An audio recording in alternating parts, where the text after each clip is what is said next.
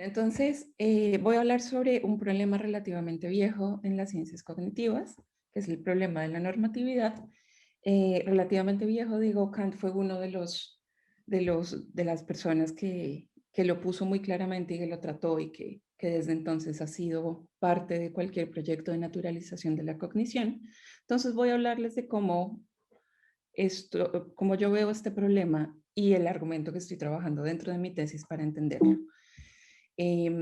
La motivación detrás, muy a grandes rasgos, es la siguiente, y es que por un lado tenemos que los agentes cognitivos se comportan de acuerdo con sus propios propósitos, de acuerdo con el significado que ven en el mundo. Es como una concepción muy básica y muy intuitiva de qué significa ser un agente cognitivo, pero por otro lado, queremos que las explicaciones científicas ocurran en términos de cadenas causales en donde estos propósitos no parecen tener un lugar. Entonces, estas dos posiciones que parecen muy intuitivas nos llevan a un dilema o casi una contradicción en donde propósitos y deseos no parecen tener un lugar en nuestra explicación científica de la naturaleza. Y esto pues es un problema si uno quiere naturalizar la cognición. Entonces,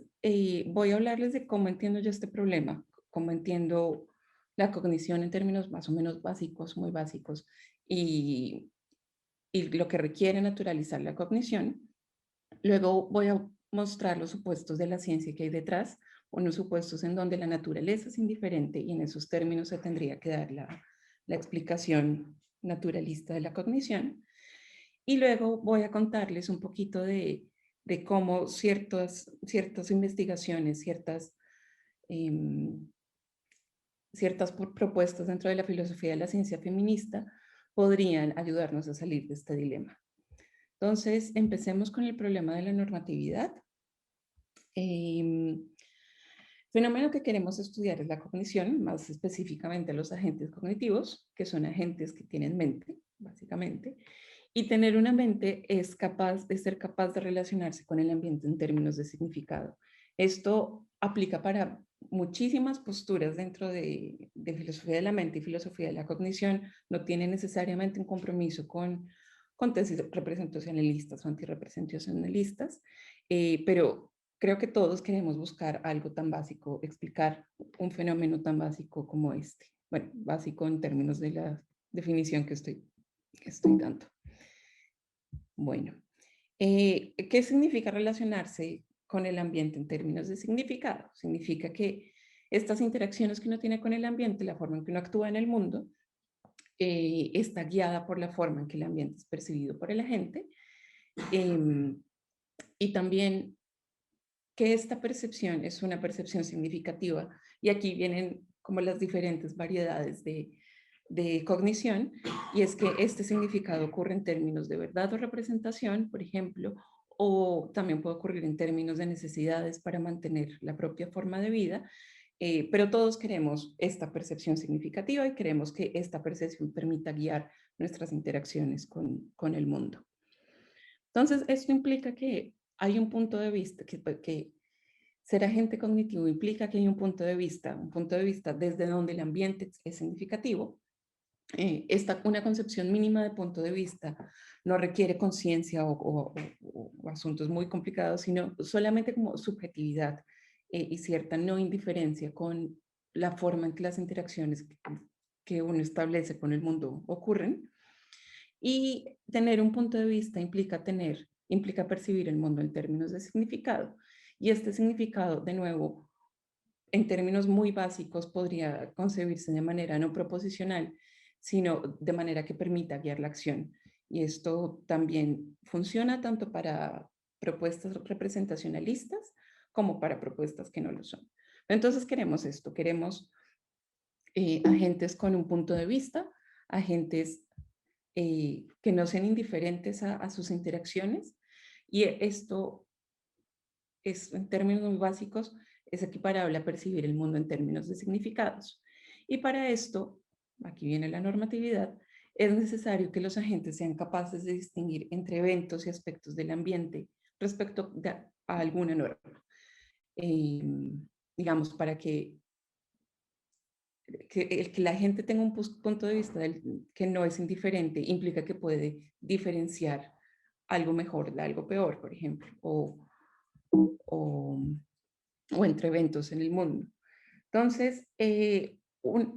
luego, una de las gracias de la discusión en ciencias cognitivas es, es saber cuál podría ser esa norma, cuál podría ser esa norma que nos permite establecer sentido y establecer sentido de una forma muy básica.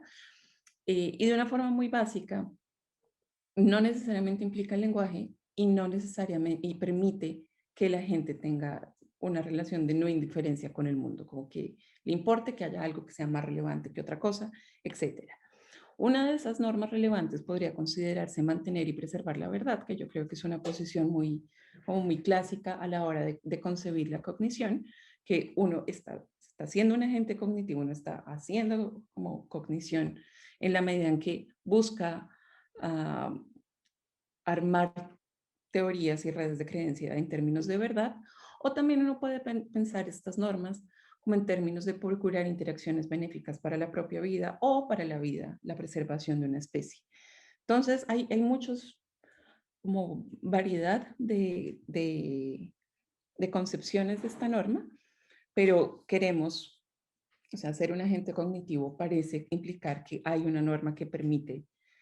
o al menos un comportamiento normativo. Listo. Entonces, ¿qué necesitamos para poder naturalizar la cognición? Una estrategia posible de naturalización es, para agarrar la cognición con un objeto de estudio, es agarrar las ocurrencias naturales de la cognición, como por ejemplo en los seres vivos, por ejemplo, o buscar en dónde ocurren, dónde tenemos instancias en la naturaleza en donde ocurre la cognición, y también podemos pensar en armar simulaciones para saber cuáles son los elementos básicos que permiten que la cognición surja. Y otra estrategia para hacer esto un poquito más sencillo en una tarea titánica e imposible es pensar en una concepción mínima de cognición. Bueno, respecto a lo primero, respecto a las ocurrencias naturales, hasta ahora creo que todos estamos de acuerdo con que solamente los sistemas vivos han sido capaces de relacionarse significativamente con el mundo. Y uno podría pensar que mínimamente, en la medida en que hay una coincidencia entre sistemas vivos y sistemas cognitivos, eh, quizá la normatividad que ahí está, o lo que guía a las interacciones, al comportamiento cognitivo, es el propósito de mantenerse con vida. Entonces, bueno, esta es como la ocurrencia, las instancias naturales de la cognición hasta ahora. Y respecto a una concepción mínima de cognición, uno podría pensar en significado básico, punto de vista básico, normatividad muy básica, que no requiera demasiado, que no requiera de todas las habilidades complejas que tenemos como humanos, y podríamos definir el significado en términos de sus consecuencias prácticas y sus consecuencias observables. Esto significa que para un agente algo sería significativo, X sería significativo, si X le permite a la gente actuar. Bueno, entonces, para naturalizar esta concepción mínima de cognición, idealmente querríamos una ontología unificada en donde tanto mentes, es decir, agentes cognitivos, como cuerpos inertes puedan cohabitar. Y mínimamente quisiéramos que fuera compatible los presupuestos de la ciencia y las explicaciones que tenemos dentro de la ciencia con la existencia de las mentes, pero en el mejor de los casos quisiéramos explicar la cognición en términos científicos, quisiéramos explicar cognición con una epistemología parecida, con una ontología, con el mismo piso ontológico para ambos. Entonces, también tenemos que la ciencia explica fenómenos naturales en términos de una materialidad y una materialidad que es indiferente a las normas y a los propósitos sobre todo las normas y los propósitos que nosotros como humanos tenemos. Y esto implica, nos va a llevar al dilema con el que les digo que motiva todo este asunto, y es que implica que los organismos no pueden realmente guiar sus interacciones según normas o propósitos. Si vamos a tomar a los organismos vivos como el objeto de estudio de una naturalización de la cognición, no podemos asumir que como objetos, en tanto objetos de la naturaleza, bajo esta mirada científica, puedan realmente guiar sus interacciones de acuerdo con normas o propósitos. Es decir, no podríamos dar explicaciones en donde un comportamiento o una característica sea porque el organismo mismo tiene propósitos, asumiendo que la ciencia explica fenómenos naturales en términos de materialidad, que es indiferente a esto. Entonces, o bien tenemos, esto implica que el significado no hace una diferencia en el mundo, y es decir, y esto implicaría entonces que la agencia cognitiva no es realmente un fenómeno natural, sino solamente una impresión, o implicaría pensar que no es posible explicar la cognición científicamente, y esto nos llevaría de nuevo a un dualismo que tantas veces hemos tratado de abandonar en filosofía. Y este, pues, es el gran dilema, el gran problema de la normatividad. Entonces, ¿cuáles son los supuestos detrás de este dilema? Los supuestos de nuestra concepción de ciencia detrás. Y quiero hablar específicamente de dos, de cuáles son los compromisos ontológicos y los compromisos epistemológicos. Entonces, ontológicamente, esta concepción parece asumir que hay una realidad exterior, que, es decir, la realidad que va más allá de las atribuciones humanas, es una realidad que no tiene valores y propósitos. Y es además una realidad determinista estructuralmente. Esto significa que todos los eventos o los cambios de estado del mundo, de cómo es el mundo, están unívocamente determinados por un estado inicial. Entonces, es una concepción en donde casi hay como una cadena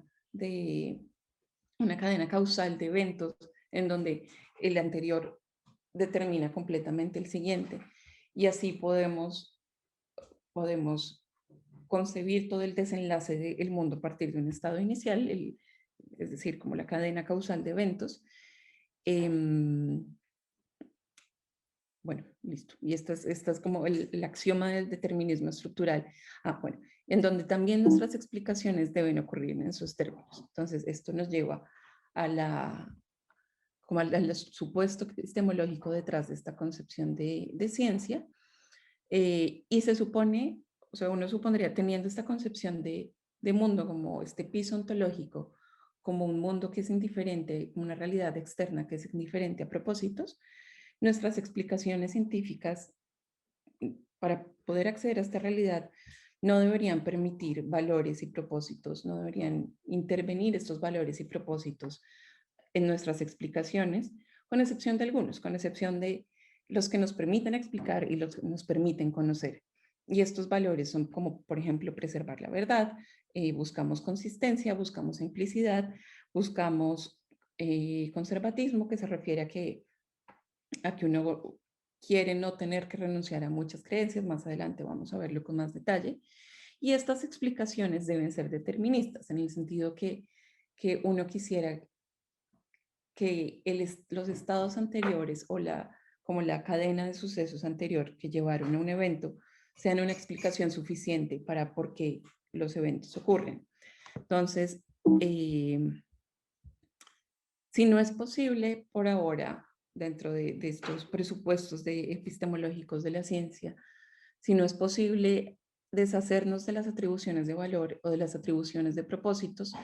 las explicaciones científicas deberían apuntar a eliminarlas en el futuro. Bueno, entonces, una descripción de la naturaleza, o sea, la forma en que nos acercaríamos a la naturaleza y a los hechos que son indiferentes serían a través de descripciones, y luego nuestros juicios de valor, nuestras evaluaciones normativas y los propósitos que atribuimos no hacen parte de esa realidad y hacen parte del mundo social, y estos son juicios, no son descripciones de lo que ocurre en el mundo. Entonces, las descripciones, como nos permitirían hacer afirmaciones sobre los estados de cosas en el mundo, sobre sus vínculos causales. Estas descripciones, en principio, son comprobables mediante la experiencia sensible o al menos implicarían una forma de comprobación y son independientes de los valores que le podamos atribuir a la naturaleza. Las descripciones hacen parte del trabajo de la ciencia y esto contrasta con los juicios. Con los juicios hacemos descripciones de valor como preferibles, como favorables o desfavorables a los estados de cosas en el mundo y podemos entender la sucesión de eventos en el mundo como razones o propósitos y no necesariamente como esta cadena causal que no es guiada por nada en particular. Estos juicios, en tanto ascripción de valor, no pueden comprobarse por la experiencia sensible, es decir, no tienen, bajo esta concepción de naturaleza, no tendrían un piso sensible también porque interviene mucho lo que uno quisiera, los valores que uno quisiera ver en el mundo. Y en esa medida depende más de lo que nosotros valoramos y proyectamos en la naturaleza y no necesariamente de la realidad tal y como es. Los juicios hacen parte de nuestra perspectiva cotidiana y del trabajo de la ética, por supuesto, de los trabajos de valores. Entonces, esto para aterrizarlo un poquito más al problema el problema principal del que les estoy hablando, implica que una descripción de nuestros objetos de estudio en ciencias cognitivas y en la naturalización de la cognición serían descripciones en donde el organismo hace parte de una cadena causal de eventos y podríamos describir esta cadena causal como un evento en el ambiente, implica una actividad neuronal, implica una representación o no, dependiendo de la aproximación favorita que uno tenga, y esto implica cierto movimiento muscular y esto tiene un efecto sobre el ambiente y es una cadena causal de eventos en el mundo que simplemente ocurre más allá de lo que uno valore o no, pero si uno quiere ver cuáles, los juicios podrían intervenir en este tipo de explicaciones, estas explicaciones normalmente no vienen así como una asociación fría de eventos, una asociación indiferente de eventos, sino que normalmente se dan en términos de la función, de la adaptividad o de la veracidad y la confiabilidad. Entonces, por ejemplo, uno quisiera, si a uno le gustan las representaciones, uno quisiera que sus representaciones fueran eh, as, como precisas, como fieles a lo relevante que hay en el mundo, que sean confiables en la medida que permitan rastrear los cambios en los estados de cosas y cambios que quizás luego sean relevantes para la acción. O uno podría también explicarlo no necesariamente en términos de verdad, de la norma de la verdad, sino en términos de su función biológica y de su función adaptiva. Entonces, estas representaciones querrían no necesariamente rastrear la verdad, sino rastrear qué podría ser una buena fuente de alimentación o lo que podría ser una fuente de amenaza de la que hay que huir inmediatamente. Pero entonces, en este tipo de explicaciones, y es aquí por esto que hay un dilema, intervienen juicios de valor en donde hay preferencias, en donde hay propósitos y donde hay normas que permiten diferenciar un evento del otro, que lo hacen más conveniente, más favorable, etcétera. Pero este tipo de descripciones, estrictamente hablando, no deberían hacer parte de la explicación de la ciencia, asumiendo una ontología y asumiendo una epistemología que tiene que ser indiferente a valores como les mostré antes. Entonces, bueno, esto ya lo dije, la vida como valor es lo que está detrás de las explicaciones adaptivas y la verdad como valor y la normatividad de mantener la verdad es lo que está detrás de ciertas representaciones del mundo que buscan rastrear los cambios en los estados de cosas. Bueno, pero entonces, esto implica, con esta concepción de la naturaleza, implica que uno se inclina por el lado del dilema que nos lleva a que el significado no hace una diferencia en el mundo, es decir, que los propósitos las normas y las preferencias que los organismos tienen realmente no hacen una diferencia y lo que explica realmente su comportamiento, lo que hace parte de la explicación científica real de qué es lo que está sucediendo en el comportamiento de los agentes cognitivos, es esta cadena determinista indiferente a valores. Entonces, esta concepción nos lleva a querer eliminar el significado, como les dije, en términos de propósitos, en términos de normas, eliminarla de nuestras explicaciones. Y esto implicaría que los juicios tienen que ser eliminados de nuestras explicaciones del mundo, pero ha sido imposible eliminar estos juicios normativos en nuestras explicaciones. Creo que muchos de ustedes sabrán que las funciones, la función biológica y la adaptividad siguen jugando un papel fundamental, no solamente dentro de la biología en sí misma, sino dentro de nuestras aproximaciones a la naturalización de la cognición. Entonces, esto ocurre tanto como una nota al pie, tanto en explicaciones evolutivas de, en la biología, como en explicaciones organísmicas, es decir, explicaciones centradas en la constitución de los organismos más allá de las, eh, de las dinámicas evolutivas. Bueno, entonces, ¿qué nos podría decir la filosofía de la ciencia feminista para ayudar a solucionar este dilema? Porque el dilema sigue ahí, el dilema sigue estando presente en el sentido de que quisiéramos poder eliminar estas atribuciones de propósito y valor, pero aún así no lo hemos logrado. Em, y quisiera comenzar hablándoles de el holismo. El holismo, como quizá muchos de ustedes saben, fue una posición en filosofía de la ciencia, filosofía del lenguaje, de más o menos mediados del siglo XX. Y estoy hablando de esto porque las feministas la agarran y la toman como piso para entender un poquito más cómo funcionan la forma en que hacemos ciencia, la forma en que, en que intervienen nuestras creencias para hacer ciencia. Y les voy a mostrar que creo que nos serviría para salirnos de este dilema. Entonces, el holismo clásico, lo que me interesa resaltar aquí, son dos cosas. Existe el argumento de la indeterminación, un argumento pues que fue defendido por Quine y por Davidson extensamente, y lo que pretende mostrar este argumento es que la evidencia en términos de la experiencia sensible no es suficiente para determinar una u otra teoría. Eh, entonces, no hay como una comprobación única que nos permita decir, claro, esta es la teoría que es verdadera, sino que lo que ocurre sensiblemente, nuestras experiencias sensibles, dan lugar a varias teorías que luego nosotros mismos como que tenemos que hacer malabares y tenemos que configurar para que sea consistente con la experiencia. Y esto tiene implicaciones para el significado. El significado de una afirmación descriptiva, de una descripción, como las que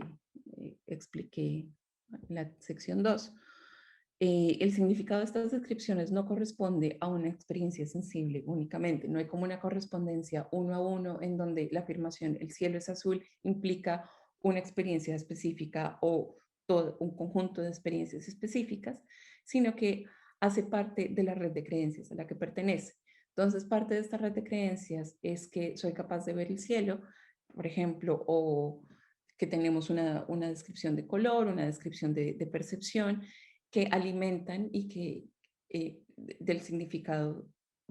alimentan del significado y alimentan de qué podría implicar este tipo de descripciones que estoy haciendo del mundo. Entonces, el holismo clásico se ve en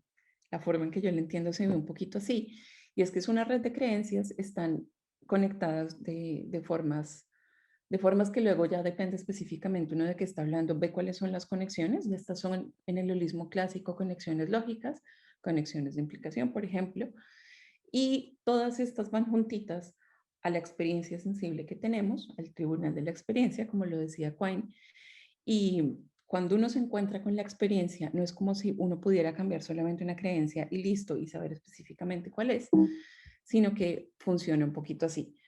Podría uno cambiar o tener implicaciones para una sección de las creencias que uno tiene, o podría implicar otra sección, o podría implicar una sección más pequeña, pero entonces nunca hay una correspondencia uno a uno, sino es un conjunto de teorías que le dan significado al mundo, que le dan significado a la forma en que entendemos la realidad. Bueno, entonces esto tiene varias implicaciones. Implica que el conocimiento y la evidencia no están guiados exclusivamente por la realidad exterior, sino que están guiados también por nuestra red de creencias. Entonces, digamos, si tenemos la hipótesis de que debe haber una partícula fundamental, si parte de nuestra red de creencias es esa, pues la forma en que nos vamos a enfrentar a la realidad y vamos a ir a buscar experiencias sensibles va a ser guiada por encontrar una partícula fundamental que está pequeña, etcétera. Y entonces empezamos a armar un montón de prácticas y un montón de creencias alrededor, como hacer microscopios, como pensar en las propiedades que tendría que tener una partícula fundamental, etcétera. Entonces, esta es una de las razones por las que el holismo clásico ha ganado tracción dentro de la filosofía de la ciencia feminista, y es que permite permite explicar cuál es el papel que tiene nuestro punto de vista o nuestra subjetividad a la hora de ir a tener experiencias, en vez de asumir que la realidad tal cual y como está me habla y listo. Entonces, esta es una eh, de las cosas importantes que ha rescatado el feminismo. En el holismo clásico también hay valores epistémicos que nos permiten determinar entre todas estas posibilidades que les mostré ahorita, como esquemáticamente, de configurar nuestra red de creencias, de cambiarla si nos encontramos con una experiencia que no es consistente con lo que creemos. Hay valores que nos permiten diferenciar, preferir una, una teoría a otra, o preferir cambiar una partecita de nuestra red de creencias a otra. Y estos valores son la claridad, por ejemplo, la simplicidad, la consistencia entre las creencias que nosotros mantenemos, porque muchas veces uno tiene creencias que son contradictorias sin darse cuenta. Entonces, a la hora de darse cuenta, un valor epistémico es querer quitar esta contradicción. Y el conservadurismo, es decir, uno prefiere cambiar lo menos posible en la red de creencias para, cuando se encuentra con experiencias recalcitrantes, con experiencias que contradicen lo que uno cree. Entonces, por ejemplo, si uno se encuentra con un ruido inexplicable, uno quisiera seguir manteniendo la ontología y creer que hay una explicación, que hay algo que lo causó, un ser vivo o una cadena causal, en vez de querer cambiar la ontología y mover toda la red de creencias para asumir que hay otra cosa detrás, como un fantasma, etc. Esto es un poco en caricatura el conservadurismo. Eh, Luego también la forma en que el holismo clásico concibe esta red de creencias es una red de creencias individual que, aunque admitiría confianza epistémica en otros, es decir, yo confío en que el microscopio que se inventaron y con el que ahora estoy trabajando funciona y cumple el propósito que se supone que debe cumplir, en vez de tener yo que ir a mirar, esta red de creencias es sobre todo un ejercicio individual. Y además, a la hora de hacer ciencia, es una en donde los valores epistémicos, digo, los valores no epistémicos, o sea, los que no son estos que les mencioné en el punto de arriba, y los juicios que uno tiene, los juicios de valor y los propósitos que uno tiene, están nítidamente diferenciados de las descripciones y de los compromisos teóricos un poco más abstractos que uno pueda tener. Estas tres, eh, tener valores epistémicos bien diferenciados de otros valores y descripciones, y además ver esta red de creencias como un asunto individual, son los tres puntos en los que la filosofía de la ciencia feminista eh, critica y propone otra forma diferente de concebir el holismo clásico. Entonces, dentro del holismo con una perspectiva feminista, la forma en que se concibe la red de creencias es distinta en varios sentidos. Primero, en el sentido en que incluye valores no epistémicos, que también juegan un papel crucial a la hora de construir nuestras teorías. Estos valores no epistémicos hay varias propuestas, pero por ejemplo, uno de los valores que han sido defendidos es es buscar que haya explicaciones que estén disponibles para la mayor cantidad de gente posible y no solamente para una élite de la ciencia. Esto es uno de los valores. También implica, la perspectiva feminista hace, hace énfasis y muestra que juicios y descripciones no están nítidamente diferenciados dentro de esta red de creencias. Y no se puede como asumir esta diferenciación tan clara que el holismo clásico hizo entre lo que hace parte de la ciencia y lo que hace parte de la descripción del mundo y los compromisos metafísicos que esto implique, de los valores éticos que nosotros podamos tener, por ejemplo. Y además no es una construcción individual, nuestra red de creencias es en gran parte una red de creencias compartidas socialmente y que son heredadas de la comunidad a la que pertenecemos. Entonces, el conocimiento y la evidencia van a estar determinados por nuestra experiencia sensible, así como en el holismo clásico y como en cualquier posición empirista, pero también está determinado dentro, llaman la atención estas feministas, hacen verlo, por nuestras elecciones de interpretación y por nuestras elecciones de representación. Por ejemplo, por las metáforas y narrativas que guían las representaciones que hacemos. Un ejemplo aquí es filosofía de la ciencia feministas, por ejemplo, la metáfora o la narrativa de lo femenino como algo pasivo y lo masculino como, como, algo, como algo activo. Yo durante algún tiempo la investigación sobre los óvulos y los espermatozoides, y esto llevó a un tipo de hipótesis en donde los, los alelos Y se supone que eran mucho más masculinos y se supone que eran mucho más activos, y llevó una serie de hipótesis que luego fueron descartadas, pero son tipos de metáfora y de narrativa que son parte de lo que compartimos socialmente, de nuestros valores sociales, que guían las interpretaciones y lo que buscamos con la ciencia. Entonces, estas elecciones, un poquito más específicamente, implican, eh, implican que nuestros valores nos permiten diferenciar cuáles son los problemas y las preguntas que consideramos relevantes, y yo creo que muy poca gente negaría esto, ¿no? Incluso alguien con una posición muy clásica, del holismo clásico, creo que sí podría aceptar que, digamos, al menos nuestros propósitos prácticos, nuestros intereses prácticos, guían, permiten determinar cuáles son los problemas y las preguntas de la ciencia que vamos a preguntar. Pero también el feminismo dice que ahí no se acaba el papel de los valores a la hora de elegir las explicaciones, sino también en cuáles son los elementos de la experiencia que consideramos relevantes y los que no consideramos relevantes. También en cuáles son las suposiciones sobre los objetos de estudio que tenemos y cuáles son los métodos que vamos a considerar adecuados. Entonces, regresando a nuestro problema, estos supuestos de la ciencia que les dije, el supuesto ontológico, por ejemplo, que les mostré, de que la realidad exterior es una realidad sin propósito, sin valores, y es una realidad determinista, es un supuesto sobre el objeto de estudio con el que nos acercamos, que nos permite acercarnos a la realidad de una u otra forma,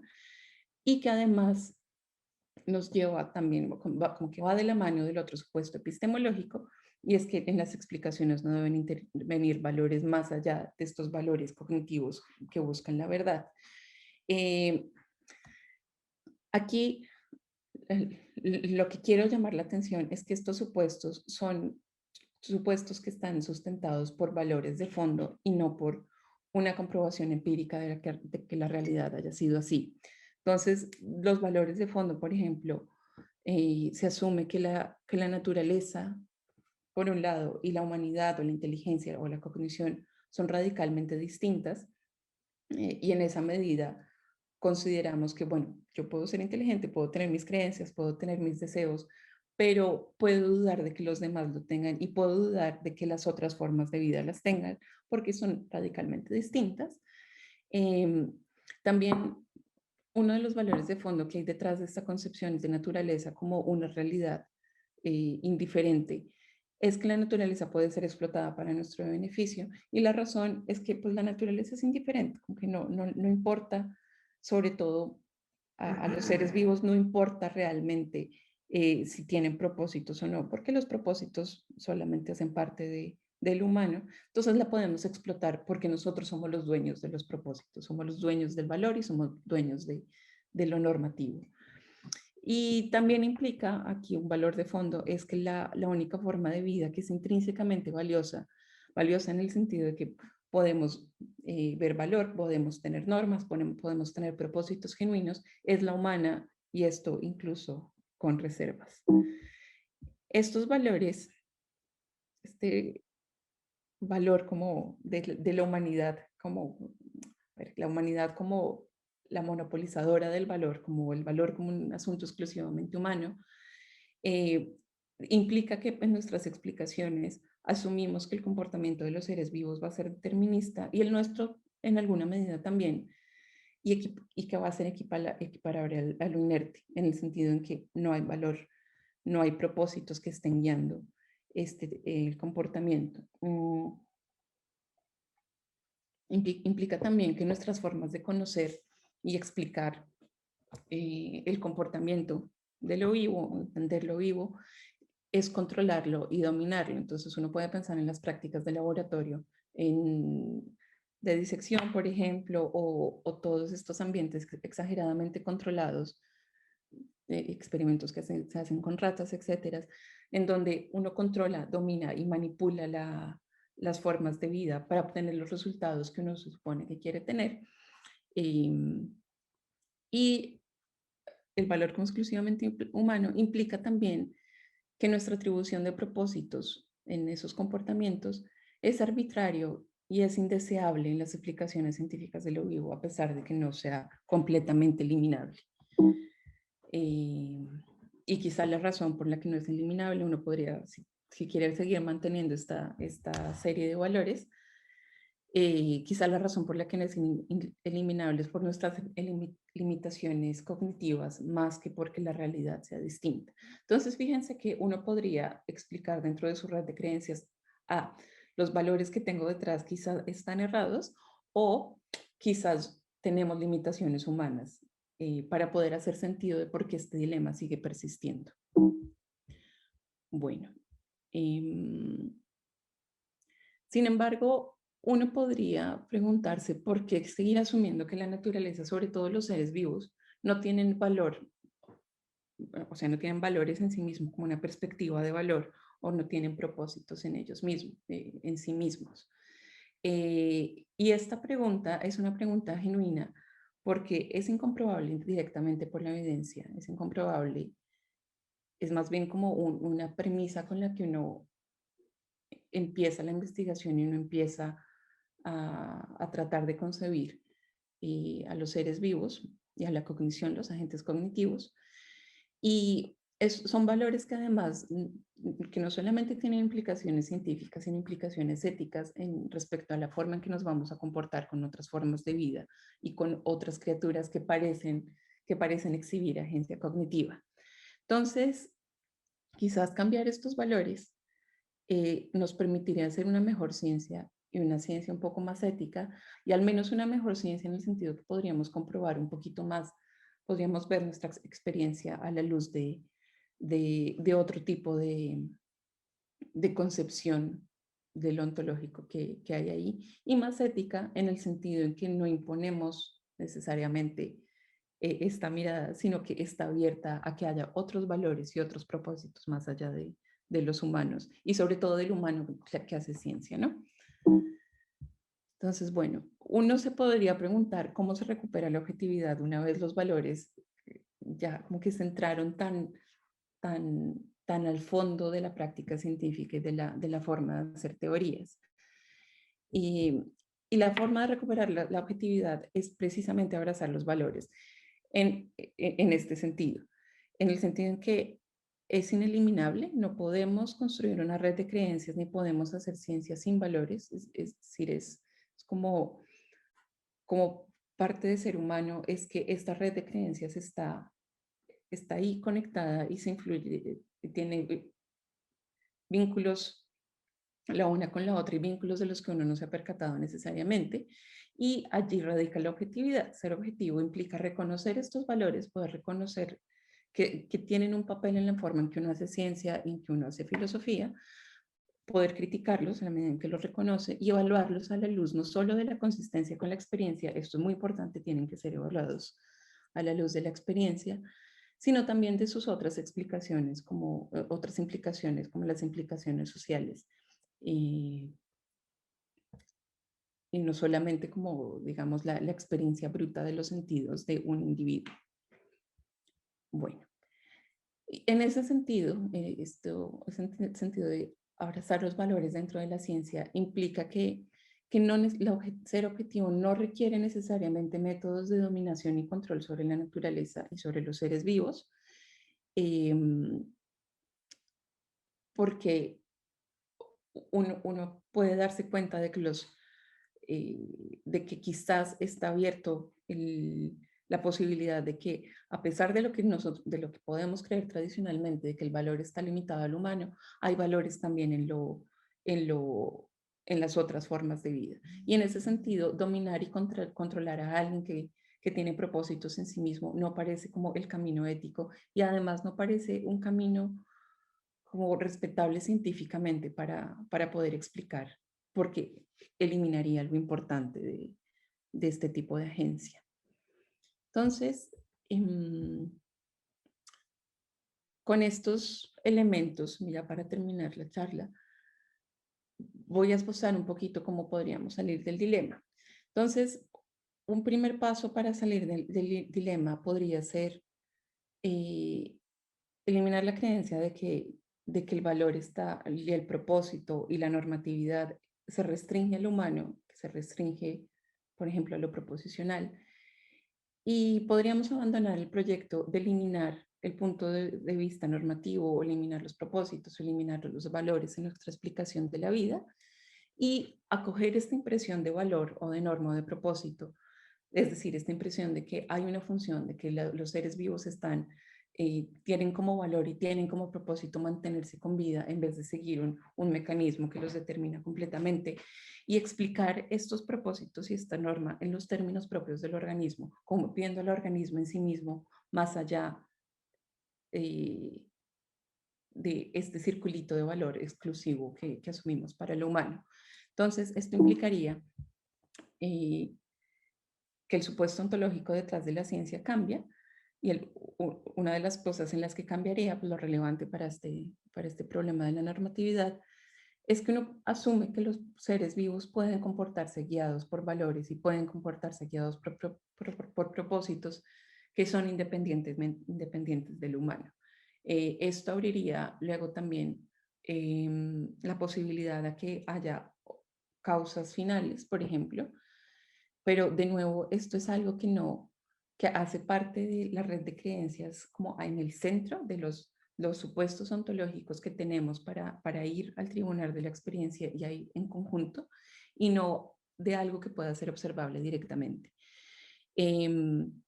Implica también, como presupuesto ontológico, que el humano hace parte, lo cognitivo, hace parte de la naturaleza y es una variedad de las muchas variedades que puede haber de los propósitos intrínsecos y del punto de vista que puede conferir valor a las interacciones con el mundo. Entonces, esto podría ser una de las formas de salir del dilema, y esto tiene como otra cara, y es que eh, la interacción ocuparía un lugar distinto. Podríamos abandonar esta idea de que hay que dominar o que hay que controlar para conocer la naturaleza, en especial a los seres vivos, y podríamos tomar dentro de la ciencia las interacciones en segunda persona con los seres vivos o también el carácter situado de la vida y relacional de la vida. Es decir, si uno, por ejemplo, va a estudiar bacterias, uno podría pensar en las interacciones que tienen estas bacterias con otras formas de vida en sus nichos naturales, en vez de querer aislarla y querer controlarla y querer dominarla en ambientes, que son extraños para estas formas de vida. Entonces, abrazar la interacción, como lo llamo, implica que que podríamos tener otros supuestos epistemológicos a la hora de hacer ciencia. Y podríamos pensar entonces que nuestras buenas prácticas en las ciencias de la vida, sobre todo, y de la cognición, incorporan los propósitos ajenos y los no humanos como información relevante y como información que no debe ser desechada a la hora de explicar y a la hora de entender objetivamente, bueno, de entender científicamente la ciencia, la vida a través de la ciencia. Y entonces, como conclusión, y ya para terminar, si asumimos